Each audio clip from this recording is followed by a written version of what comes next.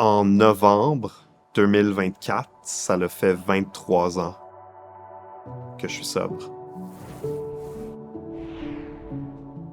Je m'appelle Jean-Philippe Desjardins, président et cofondateur de Walrus Creative Technologies. J'ai commencé à consommer à probablement autour de 13 ans. Très vite, j'étais comme intéressé à expérimenter avec plein de choses. Puis je suis assez vite tombé dans des drogues chimiques jusqu'à ce que je rentre à la maison Jean-Pointe à 16 ans. J'ai commencé à le faire avec mes amis, mais après ça, je revenais le soir, puis mettons, je volais de l'alcool de mes parents, puis j'en prenais tout seul. Donc c'est là que tu te rends compte que t'es pas nécessairement comme les autres dans ce sens-là. Les premiers signes qui te font savoir que tu as peut-être un problème, c'est que tu te dis, quand tu vas consommer, tu vas faire des actions qui vont te générer de la culpabilité. Quand tu vas dégriser, tu vas te dire « Hey, je veux plus jamais faire ça ». Puis genre le soir, tu es en train de recommencer le pattern.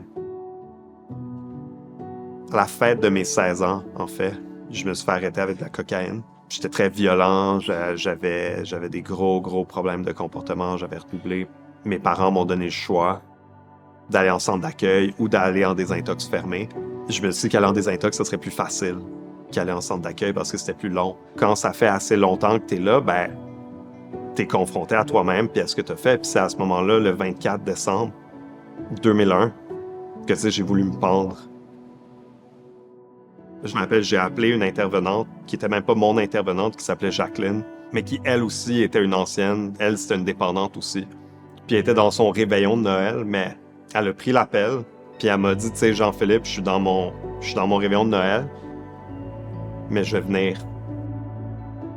Le fait qu'elle croit en moi, c'est comme ça valait plus que tous les autres parce qu'elle était dans Alcoolique Anonyme, puis elle, c'est une dépendance aussi, puis takes one to know one.